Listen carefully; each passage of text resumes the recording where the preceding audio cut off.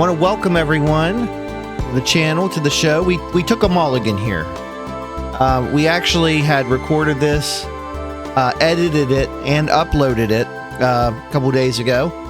And then I kind of realized as I was starting to record the subsequent episodes in the series that it really wasn't in the vein of what I was trying to accomplish, and some of the parts were going to be maybe a little bit tedious for you, the viewer, to get through. So we're redoing this. But if it's your first time, trust me, you didn't miss anything, because we're going to cover the exact same stuff. Hi, I'm John Wyatt Edgar. This is Final Fantasy Eras. Yes, inspired by the Eras tour and probably the recent matrimony of Taylor Swift and Travis Kelce. Of course, we know the Eras tour, one of the most successful concert tours ever. Which took place a couple years ago. And much in the same vein as that, we are going to go through our Final Fantasy eras in no particular order, much like how the order of the album eras at the tour was somewhat random. Well, probably not random. I'm sure it was very well curated, but it was not chronological is what I'm saying. And that's fine, because as we know, the Final Fantasy games have little, if anything, to do with one another, as there's no continuity between them. There are, however, thematic things that are similar between them, and a lot of the traditions that we see in the Final Fantasy series actually start here with Final Fantasy II. While it is the origin for many of the traditions in the series, it is widely viewed as the dark horse of the franchise, and many people actually consider it the worst game in the franchise. Worst is kind of a strange term to use. Weakest might be better, because I still think it's a really good game. There are some quirks with it that recent re-releases have tried to iron out. I think they've done a pretty good job with this recent Pixel remaster at making this game much more interesting to newcomers. But I will say, if you're completely new to the Final Fantasy franchise and you want to play a game yourself, I would not start with this one. Simply because the leveling system, which is kind of the big gotcha, is not indicative of the rest of the series in any way, shape, or form. It's a little bit more similar to maybe an Oblivion or Skyrim in a rudimentary fashion. That being said, we do have some goals for this series. We want to get through the story. I want to do as much as possible, try to 100% everything. It's not a requirement. We will be using the classic music and the classic font, and we will be keeping the music on, because music is such an important part of this franchise. But one thing I will not be doing is grinding on camera. There's going to be a lot of times in this game where I grind basically and just do the same thing over and over again to level up or get more gil, which is the currency in this game. I'm not going to subject the viewer to a lot of that, because it will get very tedious, and this is a game particularly where if you want to level up everyone and do everything possible, even with some of the built-in cheats that this remaster offers, it can be very tedious, very repetitive. And that was one of the problems when I recorded this the first time, was like, whoa, you know, we spent 30 minutes grinding. That's 30 minutes we could have spent doing something else. I mean, these are all pretty long games, but I don't want to make these episodes long just for the sake of making them long. I want to make them long with good content. Okay, so let's get started. I'm going to go ahead and fire up a new game. Let me make sure I don't have anything. Okay, we're going to fire up a new game. So, we have 4 characters here. We get to name them. Thought long and hard about this, but I'm not going to. I'm going to keep the canon names: Firion, Maria, Guy, and Leon. We'll encounter other characters as well, but these are kind of the core 4. And we have the opportunity to name them, but I'm not going to. So let's just go ahead and we'll start the game. Enjoy the cutscenes.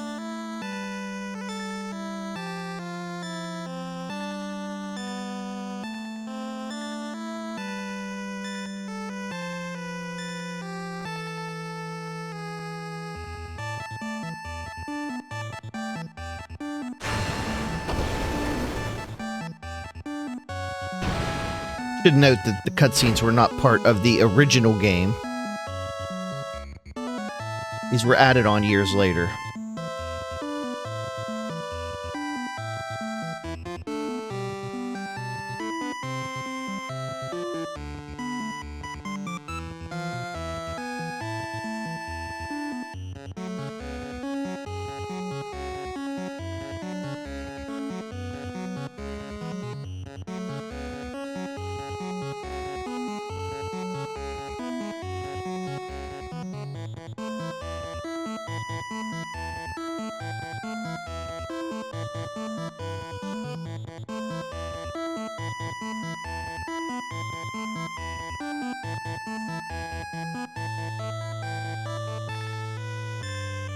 think even this music is kind of new here.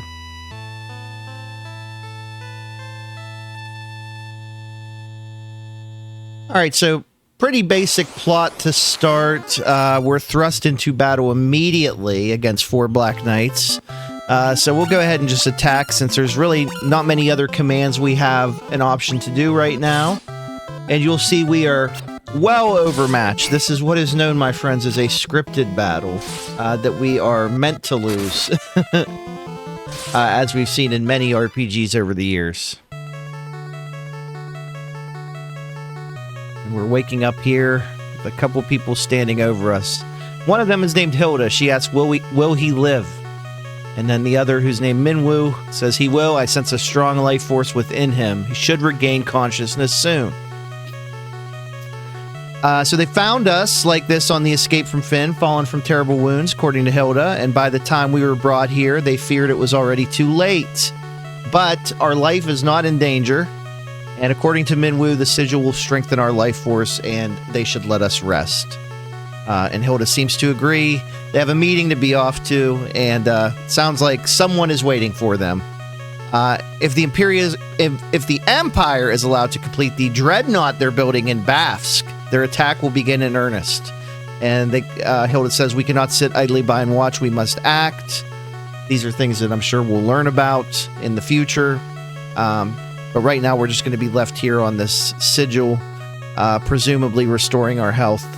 And we wake up, wondering where we are and where our friends are. It's just Furion right now, the main character. He's looking for Maria, Guy, and Leon, and he's going to exit the room. And as you can see, Maria and Guy are here waiting for him. Maria says, Furion, you're alive. I thought you'd...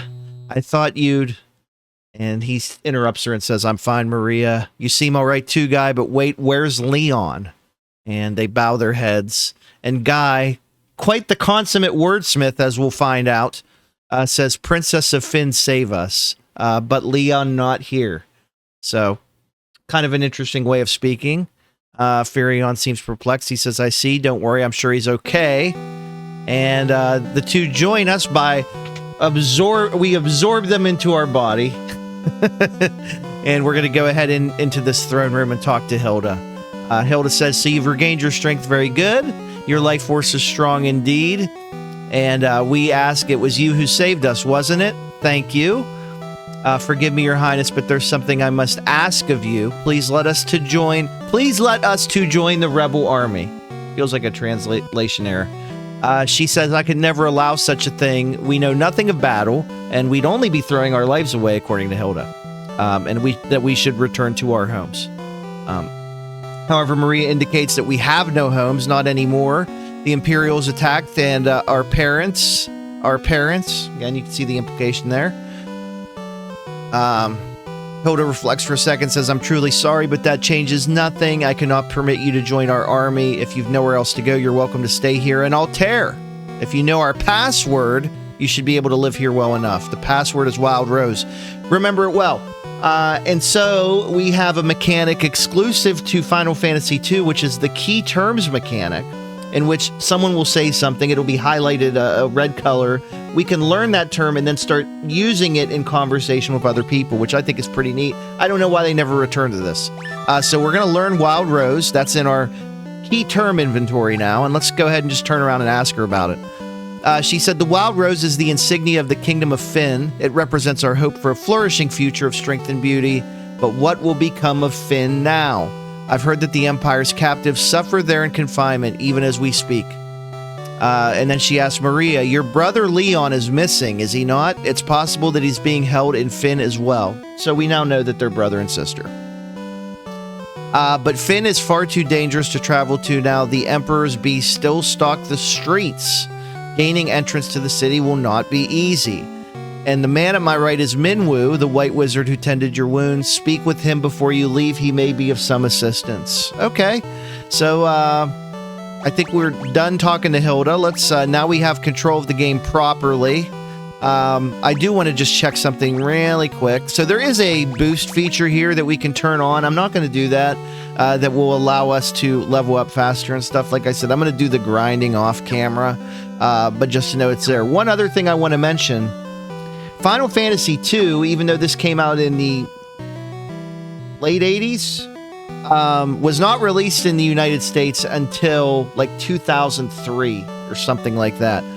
Our Final Fantasy II in the 90s was actually Final Fantasy IV. There's some numbering conflicts that happened just because I think it was thought that we were maybe too stupid over here to understand these games. So they just flat out didn't release like 3 of them and gave us a whole completely different numbered system. And then they rectified it later when Final Fantasy VII came out. Now all of the games are available in the US.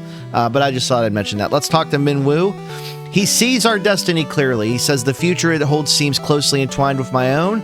You will begin by journeying to Finn. That is the first step toward realizing your fate. Let's ask him about the password. He seems pretty pleased. He says you wasted no time using the password. Heed well the information it will bring you. You can learn much of value by listening. I offer you one more bit of advice before you depart for Finn. Those who have fallen in battle can be revived at a sanctuary. Should one of you fall before you reach Finn, go without hesitation to the nearest sanctuary. Okay. Very cool. All right. We got some people in here. Let's check down in the rest of the hideout. There's a chest over here. We're going to grab that. We got a potion.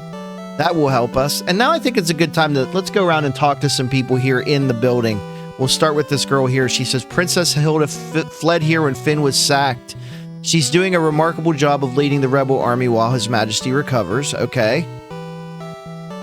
This guy, Gordon, says Gordon, the Prince of Kashuan, is hiding out here in Altair. I don't know what happened, but something has made him lose faith in himself. Okay. This man guarding the stairs says you're in the rebel hideout in the town of Altair. Okay, that's basic information. Let me go back to the throne room here. We'll talk to the guys here. They basically both say this is the rebel army's war room. Let's talk to this wizard guy. He says, heading to Finn, are we? It's not my place to tell you what to do, but I'd reconsider if I were you. It's a dangerous place to be. You see, the city is crawling with the Empire's monsters. To the north lies a small village called Gatria. Judging by the look of you, you'd be lucky to make it that far. Well, that's an insult. Before you go anywhere, I suggest you visit the room with the sigil that saved your life. There you'll find people who can teach you a thing or two about adventuring. I think you're going to need all the advice they can spare. Okay. What's this guy have to say? The port of Paloom lies not far east of here, but a lake separates us, so you won't be able to reach the town without a canoe. Okay. Maybe some foreshadowing. All right, let's head to the sigil room.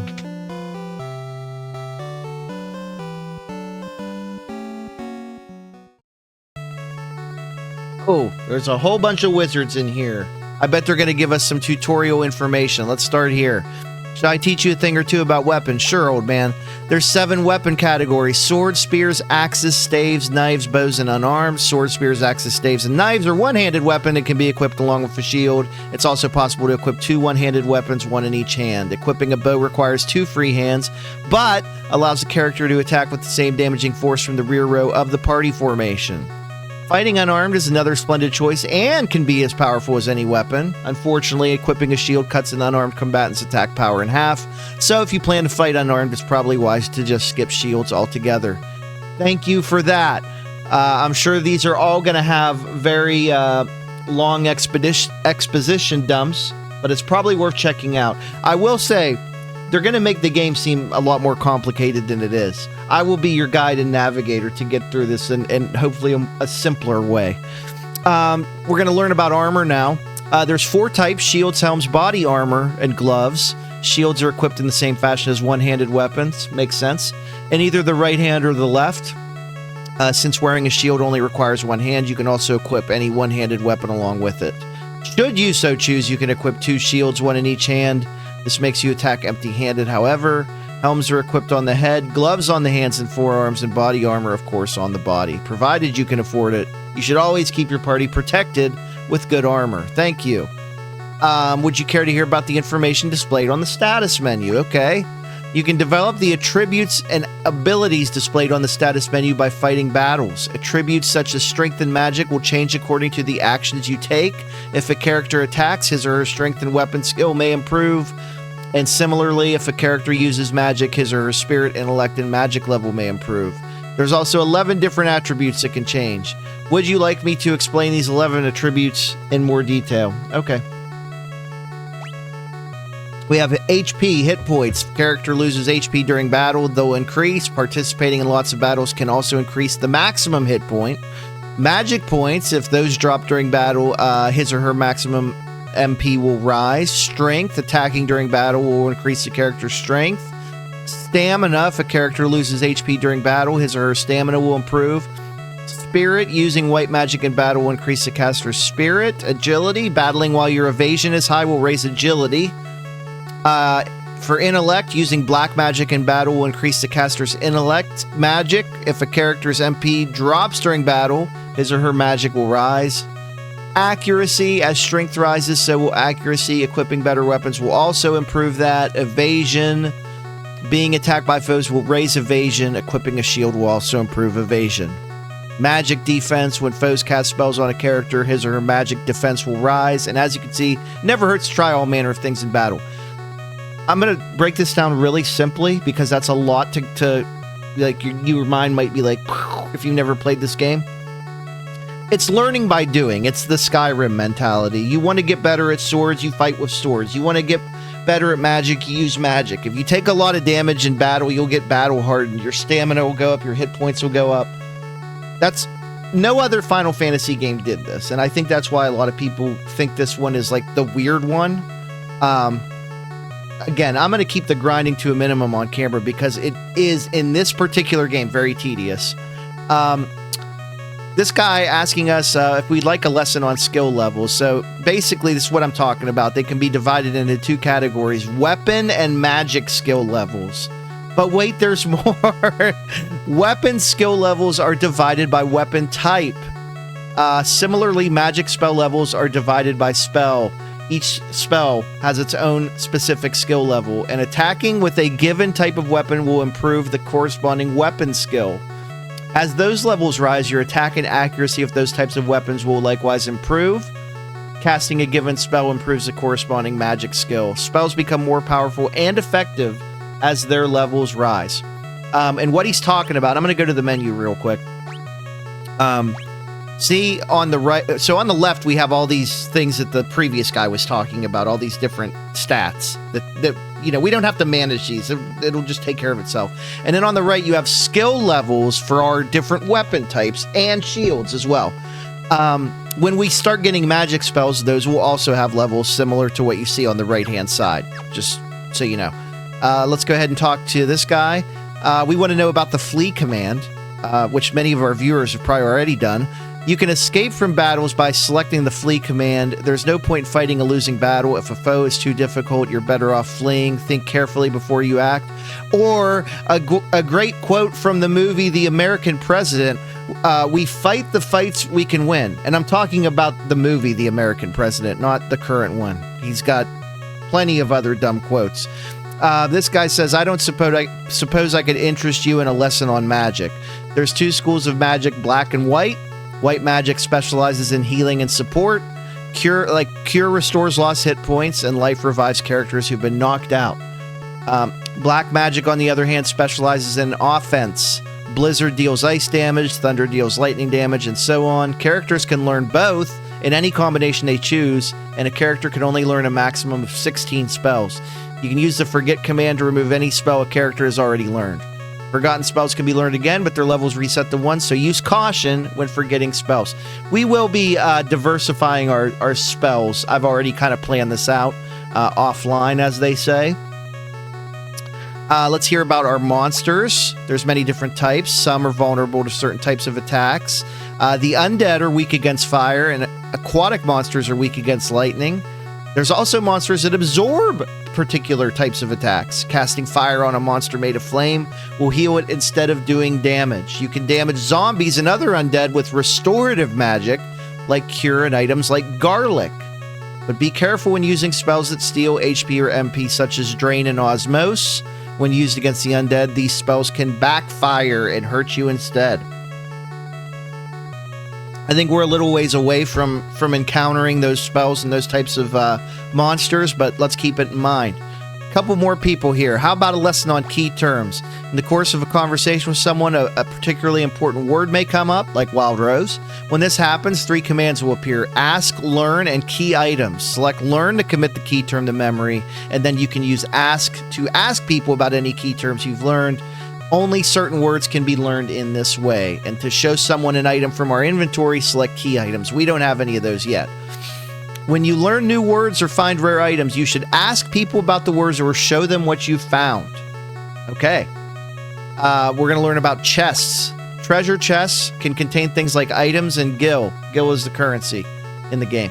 Many treasure chests also hold rare items you will not find for sale in any shop. If you're lucky enough to come across such items, hold on to them. Treasure chests aren't all gil and glory by any means. Some will conceal monsters lurking within. No way to know what's inside a chest until you open it, but monsters often accompany especially good loot. And finally, this man in the lower right wants to talk about formation. Use the formation command to assign characters to either the front or rear row of the party's battle formation. Characters in the front row can attack using any type of weapon. Characters in the rear only do half damage when attacking with anything except bows or magic. However, they only receive half damage for enemy attacks. Assign each character to the row that best suits his or her abilities. One of the first things I usually do in this game, and now's a good time to do it, I put everyone in the front row because I like to diversify everyone and make them kind of jack of all trades. So I would rather just have them in the front row because I'm not going to have an exclusive magic user. I'm not going to have an exclusive bow user, okay? We're going to head into this room now. Looks like the king is here along with a couple guards who indicate this is the king's bedchamber. His Majesty was grievously wounded in the flight from Fynn. He's been resting here for some time now. Let's go talk to him. Wake up, king. He says, an arrow struck me in the back during the battle, leaving me in this state. Perhaps I really have grown old. My daughter Hilda now serves as regent. You should speak with her. Well, we did that like 10 minutes ago.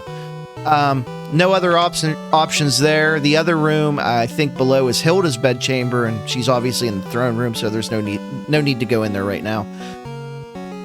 Let's go ahead and exit the hideout into the town of Altair proper. We're going to see a lot of buildings. Over here is the item shop, which is overly staffed. I don't know why we have to have 3 people for each having 4 items. We're not going to buy anything here right now, but you know what? This is going to sound crazy. I don't think we need this potion just yet. We're going to sell that. Okay. Get a little bit extra gil. His gil's hard to come by early in the game. Let's talk to this dude standing here. He says, my name's Gordon. I was once a prince of Kashuan. Now I'm nothing but a coward.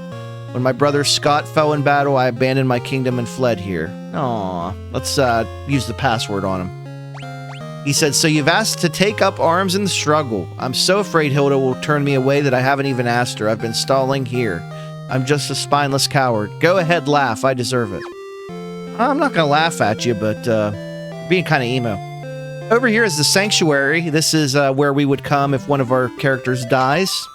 That's not the case right now. Let's talk to this gentleman. He says, Paul's a skilled thief, but don't worry, you can trust him. He only steals from the Imperials. What a way to introduce someone that we've never even heard about. This is the magic shop over here. We can buy some stuff. I'm not going to do that just yet because we're going to have to grind for some gold. Let's talk to this young man. He says, Tobel, the fellow over in that weapon shop, is one fine blacksmith. I think something's been bothering him, though.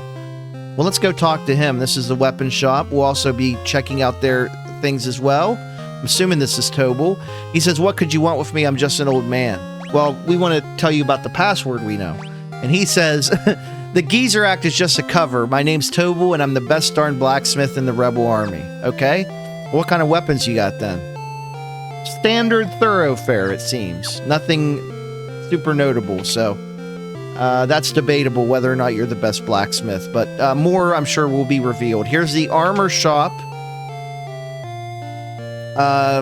Looks like they're selling some leather, the leather family of armor. We'll come back for that also once we get some cash. And then let's talk to a couple people in the town square. This guy, we probably should talk to him first because he says this is the town of Altair. The Imperial forces haven't been deployed this far out yet, but it's only a matter of time. And then lastly, this man here with the weird haircut says, I'm Paul. Okay, this is the thief. Greatest thief in all the world. They've yet to invent the loot I can't burgle or steal. The Imperial coffers have kept my purse fat with gil lately. Shall we say Wild Rose to him? He says, I never steal from the rebels, you can be sure of that. My home was in Finn too. I can't even go home now that the Empire has occupied the city. Okay, and that's all that's really in this town. Over here you have the inn. We don't need to stay here yet, but just note that we will be coming here from time to time. And I'm going to go out here and I'm going to pop a save. And we are going to do some grinding here. I'm off-camera grinding just to get some money. Don't worry, it's not like I'm skipping battles. You're going to see plenty of battles once we really get this thing going. But I am going to grind a little bit just so we can get enough money to buy equipment. So I'll catch you on the other side of this real quick. All right, grinding is complete. Let me talk real quick about what I did. So in the effort to grind for some gil, we bought some things, we leveled up some stuff. So let's check that right now. I got everyone's skill levels on weapons up to level 2. You can see their shield levels are between 4 and 5. Their hit points have also gone up. Furian's magic points way up. Maria's up a little bit because I've also bought those two, at least, spells. I've been working through Furian's black magic spells, as well as Maria's. I haven't given Guy any spells yet. As far as equipment, everyone's got like the full suit of like armor and, you know, that we could buy. And we have 400 gil left over. I'm not going to buy anything else. We're going to head to Gatria. And then we'll probably have to stop and do more grinding, to be completely honest with you, but let's find out. So we're going to head north. And in the meantime, what I will do is I will be attempting to level up my magic again as we do this. So I'm mainly going to attack with Furion here until he levels his Blizzard up to 2. And then I'll probably switch to Maria after that. Yeah, Blizzard leveled up. I'll also be using opportunities to cast Cure and level that up as well, because you can actually do that outside of battle. Alright, so for instance right here, since he's got all his black magic at level 2, I think now's a good time to just continue having her work on fire, getting that up. This is also going to increase their, you know, other magic-related stats, including MP, which we definitely are going to want.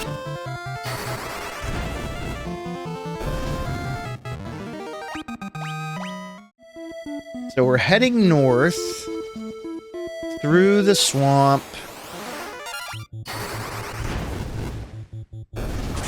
Fighting some basic enemies, hornets, goblins, leg eaters. They're not going to give us too much in terms of loot. But even if we hadn't grinded, like, we're pretty much in a good spot to where we can kill a lot of them with one hit. That won't always be the case. I'm going to go ahead and do a save before we head into the town of Gatria, which is this little house icon here. Alright, so let's check out what we got. We will check the weapon shop first. It looks like there are indeed some weapons we want. I've been buying like 4 of everything just so I can easily equip people if I need to and switch between stuff. It's just good business, so I'll probably want to stop there and grab some things as well. As far as, what do we have here? The item shop. I'm probably not going to buy anything here. It's just 3 dudes again trying to sell us things. There's an armor shop this way. There's also an inn. The armor shop does have... we definitely need another leather armor in case we get a 4th character, so I'm going to buy that right now. And let's see. This is probably a sanctuary. Yeah, it's a sanctuary in case someone dies. Let's talk to some people here. So we got this guy who says, there's a pub just on the outskirts of Finn. When the Empire invaded, the barkeep didn't make it out in time. They say he's still working there pouring drinks for the Imperials. Okay.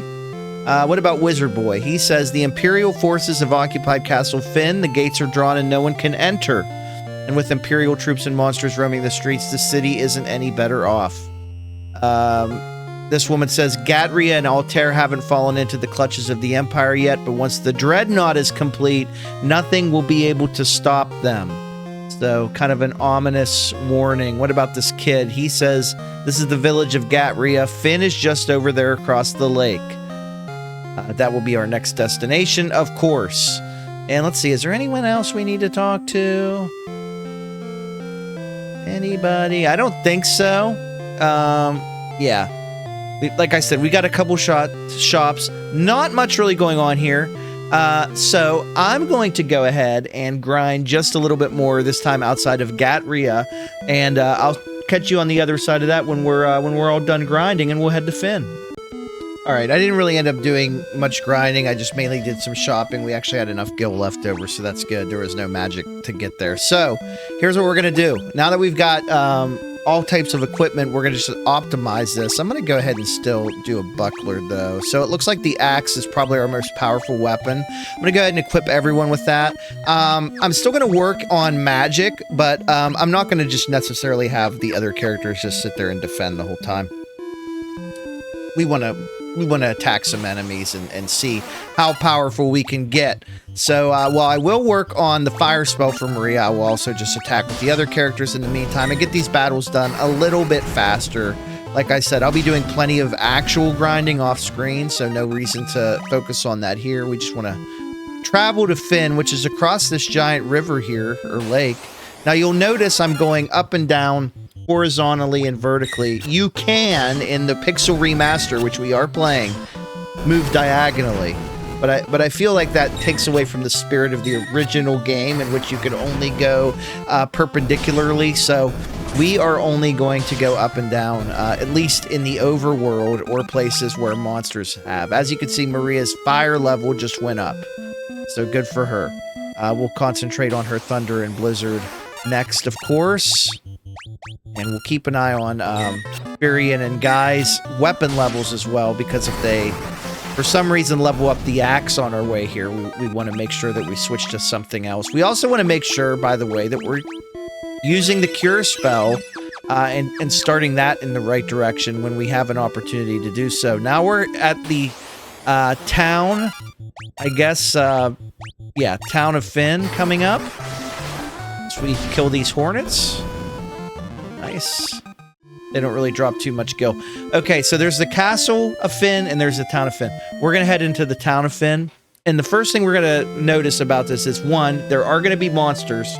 And two, you're going to see guards walking around. We do not want to interact with the guards. We will get our ass handed to us. In fact, Firion just said, it's just as we've heard, the city is crawling with Imperial soldiers. We have to be careful, make sure not to get too close. And everyone kind of agrees. Yeah, we don't want to interact with them at all, or we'll be thrust into a battle that we probably can't win.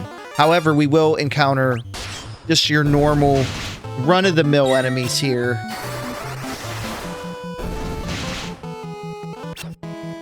And we're dealing with them. Not a big deal, as you can see.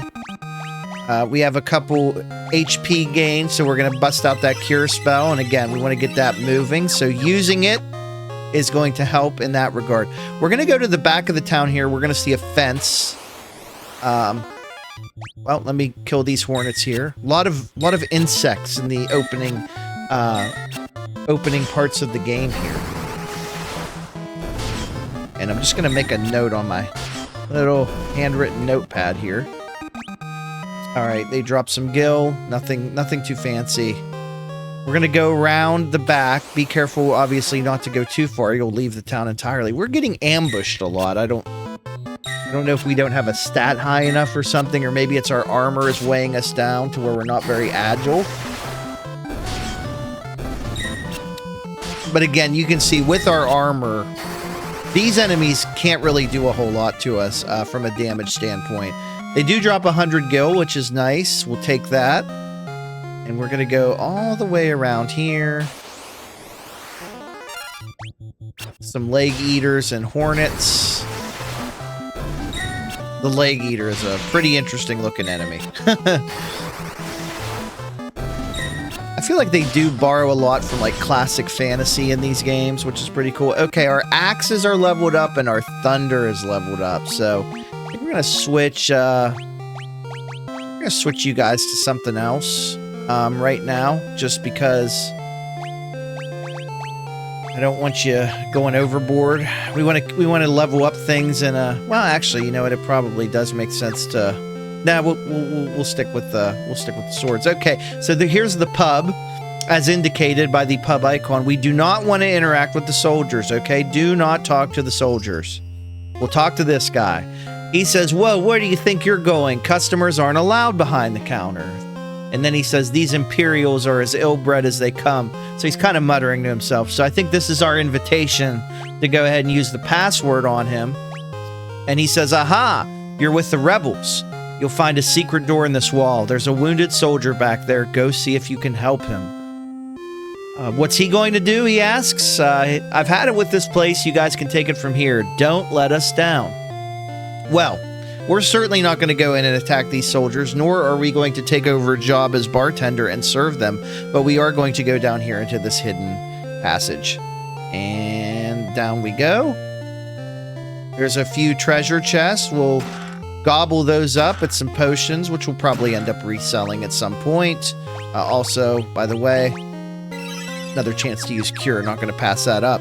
Let's talk to this man in the bed. This is a soldier. He says, "Are you going to turn me over to the Empire? At least have the decency to kill me first. I don't want them to take me alive."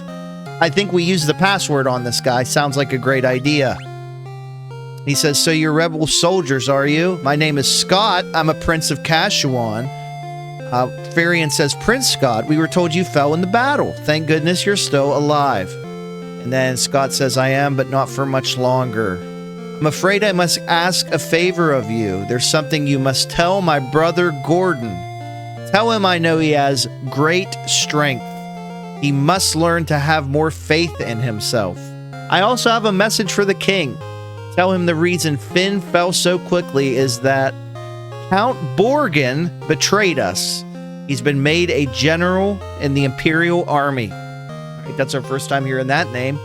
He says, "There's one more thing. Tell Hilda that I love her." Ooh, salacious. And then he says, "No, actually, don't deliver that last message. The confessions of a dying man would only bring her pain." And then Maria steps in and asks, "My brother Leon, have you heard of him?" Scott says, "I'm sorry, but I've not. I wish I could be of more help." He then gets out of bed and implores us to take his ring, our first key item. He says, "I'm sure it will be of use." We can hear it glimmer there. And then Scott says, "Maybe it's all this talking, but I've grown extremely tired. If you'll excuse me, I just need to rest just for a little while." And he's dead. So there you, there you go. Scott gives us the ring, our first key item. We've learned a little bit more of the lore. So certainly that will be something we need to check out. So our next order of business here is we're going to head on out of here. And we need to head back to Altair and I think fill in Princess Hilda and company with all of the goings on that we just went through. So I'm going to go ahead and exit the town. You can exit any way. I'll drop a save here. Why not? And then let's head to Altair. All right, so we should be pretty well set to just head back here without really having to do anything else. I'm going to continue trying to level up Maria's spell casting here as we go forth. We may, depending on how that goes, stop at an inn in Gatria on the way back. To be determined. Obviously, we have cure spells at our disposal, and I've been working on getting those beefed up as much as possible. Some nice attacking there from our party members. Not much in the way of gil. We have 535. I mean, that's more than enough for an inn stay.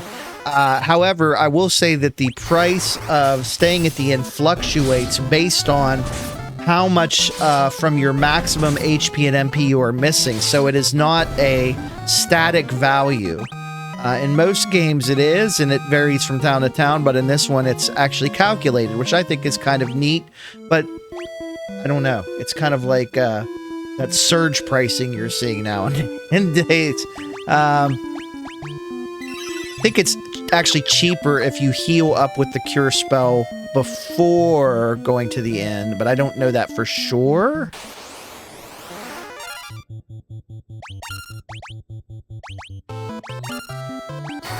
Either way, we're going to just keep on attacking. 27 gil. Enemies can also drop items. That hasn't happened yet. Let's see how much. She's got 4 MP. He's going to probably use the rest of it here, but that's okay.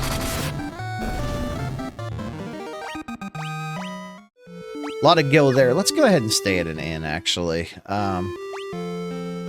We'll use the cure spell. Save us a little bit of cash, but you'll see, like, it's going to be some random ass amount. We'll stay at the inn. This will get our MP back up. A lot of beds here. 33 gil. Okay. Pleasant dreams. You got it. That was a quick nap. All right. And now everyone's back to full strength. But you can see our HP and MP continues to go up based on how many battles we have. I guess that's a better look at the screen. I didn't really hold it up there very long for any of you. I'm so used to, like, just going through this menu, like, you know, instantaneously that I have to remember. You're recording a video, John. Other people may one day in the future watch this. All right, let's head back down south towards Altair.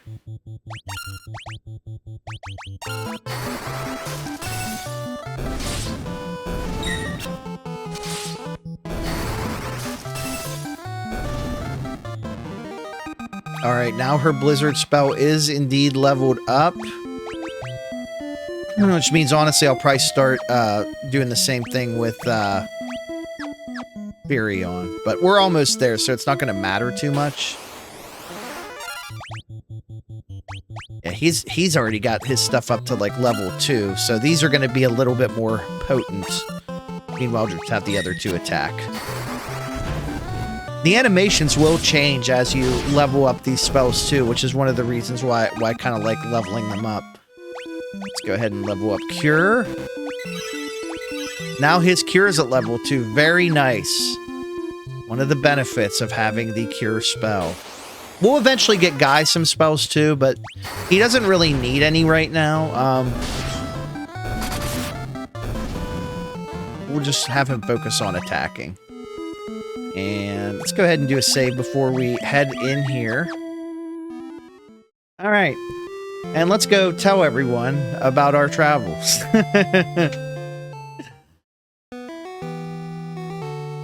We're going to go check in with Hilda and Minwoo now.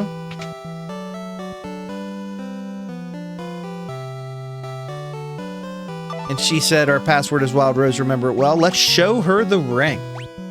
She said, that ring belonged to Scott. Is he alive? And then it gets dark.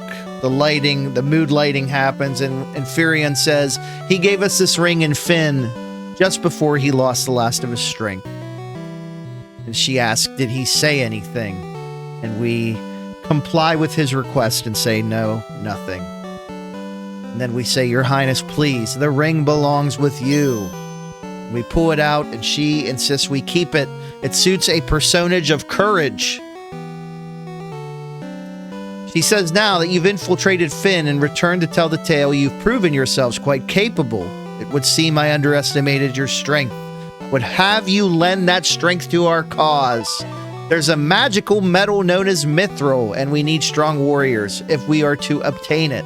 Let's learn this key term. And then ask about it immediately. She says, we lost Finn because we were ill-equipped. The Empire fought with weapons and armor made of mithril. I've charged Joseph, a man living in Salamand, with the task of finding a source of mithril. I do not know the cause, but we've been out of contact with him for some time now. Would you go with Minwoo to Salamand to look into this? Okay. Are we getting someone to join us? Sounds like it. Minwoo says I heard Her Highness's words and have waited here for you since. To reach Salamand, we must first pass through the port town of Paloom. Take my canoe and let us be on our way. And just like that, our fourth slot is occupied now by Minwoo. and he gives us his canoe as our other key item. Minwoo is primarily a white mage. He starts off with a full magic spell capacity, many of which are leveled up significantly. But being that he is not a permanent character, we will not really be focused on leveling him up.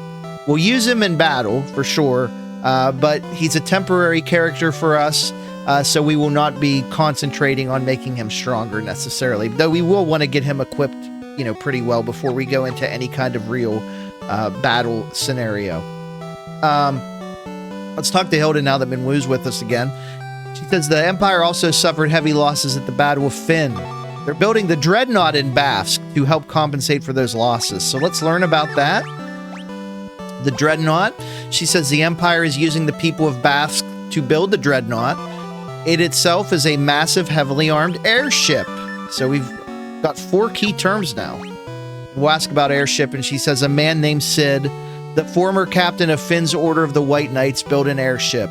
It's a ship that sails the skies, but the airship captivated him, body and soul, and he soon left Finn. We are poorer for his absence. I'm told he now lives in Poft, granting travelers passage on his airship for a price. He then uses this money to make further renovations on his airship, or so the story goes. Okay. So it sounds like...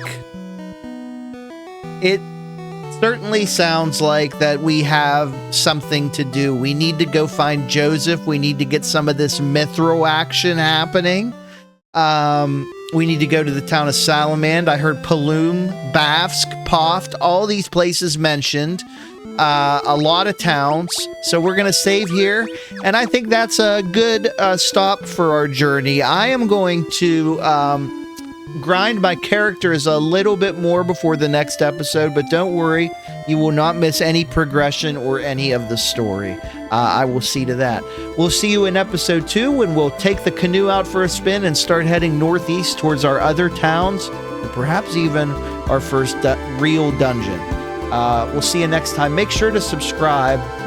We greatly appreciate all of your support, and thank you.